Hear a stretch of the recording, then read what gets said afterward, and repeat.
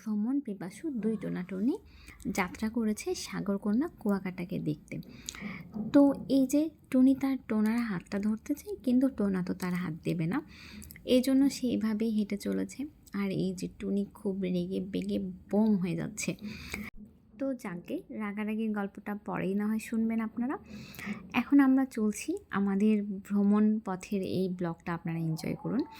আমরা খুরিয়ার খেয়াঘাট পার হইলাম এবং আমরা যেহেতু অটো রিজার্ভ করে নিয়েছিলাম, আমাদের সাথে ছিলেন আলামিন ভাই, এবং আমরা এই অটোতে করেই পুরো কুয়াকাটা ঘুরে ব্যাক করব, এরকম আমাদের পরিকল্পনা। তো আমরা এখানে পায়রা বন্দর দেখতে পাই। তো আমাদের খুব ইচ্ছে ছিল যে এখানে দাঁড়াবো আমরা এবং অল্প কয়টা ছবি তুলব। যেহেতু আমাদের সাথে কোনো ছবি তুলে দেওয়ার কেউ ছিল না, তাই আমরা আলামিন ভাইকেই ছবি তুলে দেওয়ার জন্য রিকোয়েস্ট করি এবং আমরা দাঁড়িয়ে যাই পায়রা বন্দর। এইখানে আসলে জায়গাটা অনেক সুন্দর লাগে। একটা পায়রা বসে আছে, পুরো মানে একটা পৃথিবীকে কি সুন্দর হাতে নিয়ে, দুই পাশে দুইটা হাত, এবং রাস্তাটায় অনেক বড় অনেক বড়, দেখতে অসাধারণ লাগছিল। তো আমরা এখানে অনেকগুলো ফটোশ্যুট করি এবং ফটোশ্যুট করার পর এখান থেকে আমরা রওনা করি। এবং আমরা আমাদের গাড়িতে অনেকগুলো বিস্কিট ছিল এবং চানাচুর ছিল, যা দিয়েছিল আমাদের দুলাল ভাই। তো ওনার বিস্কিটগুলো আমরা পথে খাচ্ছিলাম, কারণ আমরা সকালে নাস্তা করে বের হয়েছিলাম না। তো আমরা চাচ্ছিলাম পথে যদি কোথাও নাস্তা করার সুযোগ পাওয়া যায়। তো কিন্তু ক্ষুধা যেমন ছিল, প্রকৃতি সুন্দর ছিল, শীতের সকাল, রৌদ্র ছিল এবং আশেপাশে নদী। তো সাথে যদি প্রিয় মানুষ থাকে তাহলে আর কি নদীতেও যে ভয়টা থাকে, সেই ভয়টা কাজ করে কম। আমার মূলত তা হয়। তো আমার কেন জানি নদী, জল দেখলে অনেক ভয় কাজ করে। আপনাদের যাদের আসলে এরকম জলে ভয় আছে বা পাহাড়ে আছে উঁচু জায়গায়, তারা আর কি বুঝতে পারবেন। তো আমরা এরকম করতে করতে চলে আসি পাখিমারা একটি বাজারে, নাম বাজারটি পাখিমারা। এখানে এসে আমরা নাস্তা করবো ভেবেছিলাম।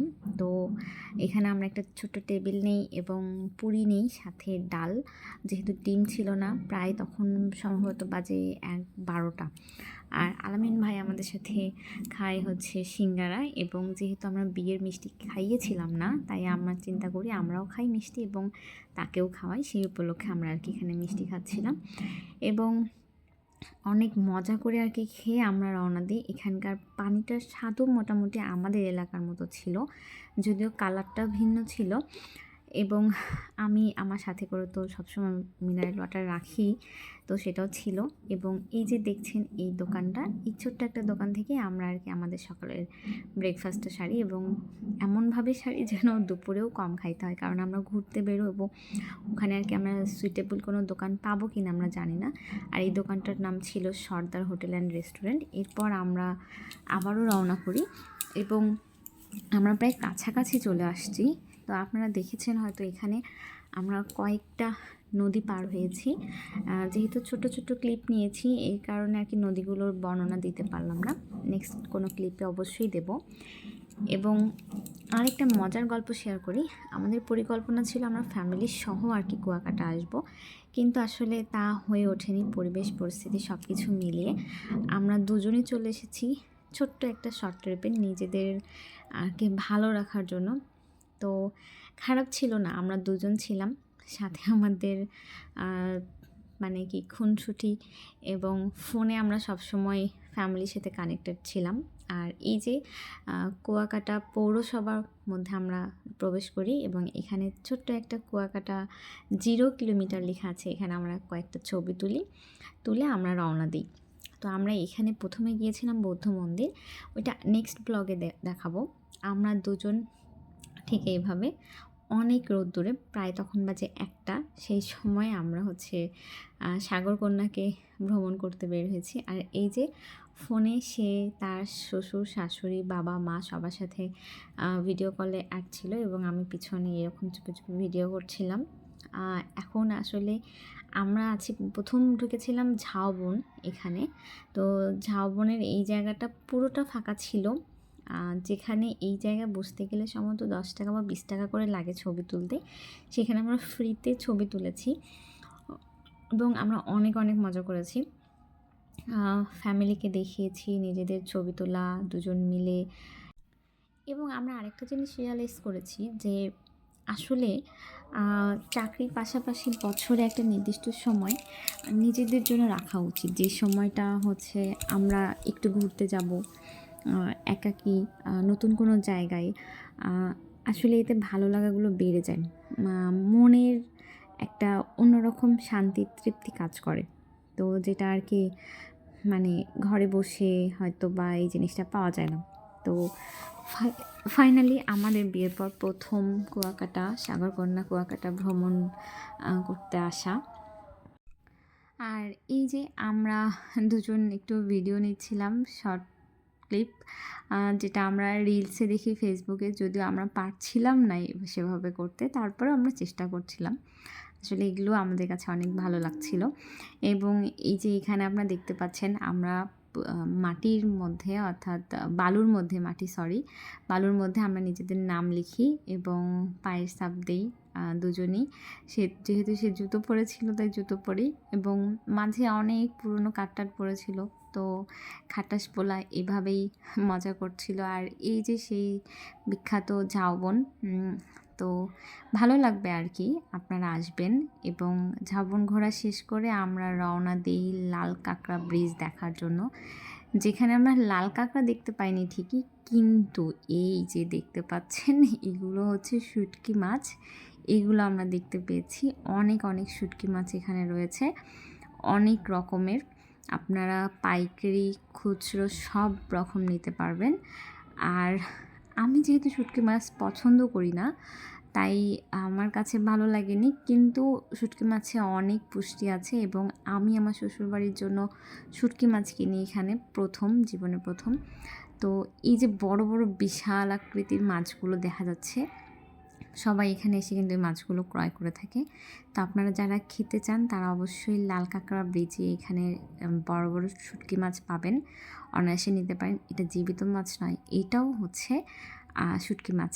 তো অনেক রকমের শুটকি মাছ, মাথাগুলো দেখলে মনে হয় জীবিত, তাদের বডিটা দেখলে বোঝা যায়। তো এখানে অনেক অনেক দোকান রয়েছে, এবং আমরা আসলে লাল কাঁকড়া ব্রিজে এগুলো দেখে খুব ক্লান্ত হয়ে যাই, ক্ষুধাও পেয়ে যায়। তারপর আমরা একটু মুড়ি মাখার দোকানে দুজন মিলে মুড়ি খাই। মুড়ি খেয়ে আমরা পুনরায় হাঁটতে থাকি। আমাদের গন্তব্যটা ছিল হচ্ছে দোলনা পয়েন্ট পর্যন্ত, যে আমরা অটো আসলে এই বালু রাস্তায় নিয়ে আসা সম্ভব হয়নি, লাল কাঁকড়া ব্রিজে রেখেছিলাম। এরপর আমরা হচ্ছে দোলনা পয়েন্ট পর্যন্ত দুজন হেঁটে হেঁটে যাই, এবং অর্থাৎ ছবি তুলতে তুলতে হেঁটে যাই। তো এই যে এখানে দেখতে পাচ্ছেন, এখানে বিকেলবেলা আর কিছুক্ষণ পরে আপনারা অনেক ফিশ ফ্রাই পাবেন, যদিও দুপুরেও পাওয়া যায়, কিন্তু বিকেলবেলা আসলে ভিড়টা বেশি জমে, ভালো লাগে। তো এই হচ্ছে লাল কাঁকড়ার চর, যেখানে লাল কাঁকড়া দেখতে পাওয়া যায়, যদিও এই সময় পাওয়া যায় না, এই সিজনে পাওয়া যায় না। তো আপনার লাল কাঁকড়া দেখতে পারিনি, আমরা শুধু এরকম সবুজ বন দেখেছি। এরপর আমরা হাঁটতে হাঁটতে পৌঁছে যাই দোলনা পয়েন্টে, যেখানে আসলে দোলনা পয়েন্টের স্পেশালিটি হচ্ছে অনেক অনেক দোলনা রয়েছে। আপনারা নির্দ্বিধায় সকলে এখানে দোলনা খেতে পারেন ফ্রিতে। তো এটাই আসলে এই জায়গার একটা বৈশিষ্ট্য। আমরাও দোলনা খাই এবং ছবি তুলি, ভিডিও করি। এরপর আরও দুইটা বা তিনটা চর ছিল যেখানে আমরা যাইনি, অর্থাৎ সন্ধ্যা হয়ে আসছিল। আমাদের ইচ্ছে ছিল সূর্যাস্ত দেখার, কিন্তু আসলে আকাশ মেঘাচ্ছন্ন থাকার কারণে সূর্যটা দেখতে পারিনি, মানে সূর্যাস্তটা দেখতে পারিনি। তো এই জন্য আমরা এখান থেকে দোলনা খেয়ে দুজন বেরোই। এবং আসলে কি বলবো, দোলনা খাওয়ার মোমেন্টটাও মজার ছিল, বালুচরে বসে সূর্যাস্ত দেখা, এবং আসলে এটা ভালো ছিল। এরপর আমরা দুজন হাঁটতে হাঁটতে আমাদের গন্তব্যের দিকে রওনা দেই, এবং আমরা প্রথমে এখান থেকে হাঁটা শুরু করি, সেই পুনরায় আবারও লাল কাঁকড়া পর্যন্ত। মোটামুটি সম্ভবত 2 কিলোমিটার বা 3 কিলোমিটারের দূরত্বটা হবে, অনেকটা বেশি মনে হয়নি কারণ দুজন ছিলাম সাথে, এজন্য। তো আমরা এইভাবেই আবার এই যে লাল কাঁকড়া ব্রিজ পর্যন্ত চলে আসি, অর্থাৎ লাল কাঁকড়া পয়েন্ট পর্যন্ত চলে আসি। এবং দেখুন, তখনকার চেয়ে এখন এখানে আরও লোক সমাগম বেশি দোকানগুলোতে। এবং আমরা এখানে আসলে ফিশ ফ্রাই খেতে চেয়েছিলাম, কিন্তু আমাদের আলামিন ভাই বলল এখানকার চেয়ে কুয়াকাটার ওখানেই ফিশ ফ্রাইটা বেশি মজা হবে। তাই আমরা আর কি রওনা দিই, এবং এখানে অনেক অনেক ভিড় জমে যায় অটোগুলোর, কারণ সবাই সেই কুয়াকাটার ওখানেই ফিশ ফ্রাই খেতে যাওয়ার জন্য রওনা করেছে সব অটোগুলো। তো পথে এই রাস্তাটা অনেক ভালো লাগছিল, খুব নিরিবিলি ছিল এবং মানে খুব সুন্দর ছিল। তো এই যে অবশেষে আমরা পৌঁছে যাই আমাদের কুয়াকাটা ফিশ ফ্রাইয়ের এখানে, যেখানে ইলিশ মাছ থেকে শুরু করে কাঁকড়া, তারপর সামুদ্রিক সকল মাছ, কোরাল মাছ, এগুলো সব কিছু এখানে পাওয়া যায়। আমরা ট্রাই করেছিলাম কাঁকড়া এবং কোরাল মাছ। আমার হাজব্যান্ড কাঁকড়া কখনো খায় নাই, তাই এটা তার ফার্স্ট ট্রাই ছিল, এবং আমি কখনো কোরাল খাইনি, তো এটা আমার ফার্স্ট ট্রাই ছিল। আমরা রুটি নিয়েছিলাম এবং খেয়েছিলাম। আমরা ৩ জন মিলে খাই বারবিকিউ করে। তো খুব মজা লাগে, খুব টেস্ট লাগে। এবং শেষে আমরা 2টো হাঁসের ডিম খাই। খেয়ে আমরা বের হই যে একটু দোকানে কেনাকাটা করব। আসলে কেনাকাটা করতে চেয়েছিলাম সবার জন্য, কিন্তু হয় নাই। তো শুধুমাত্র দেখাই হয়েছে, কেনার সুযোগ হয়নি, কারণ শর্ট টাইম আসলে কেনা হয় না। এখানে আমার সবচেয়ে ভালো লেগেছিলো এই শঙ্খটা, প্ল্যানিং আছে ভবিষ্যতে কখনো কিনবো। তো এখানে সব কিছু অনেক সুন্দর, এবং সবচেয়ে কিউট ছিল ডিএসলি খাই ছোট্ট ঝিনুকটা। এই ছিল আমাদের ছোট্ট ভ্রমণ গল্প।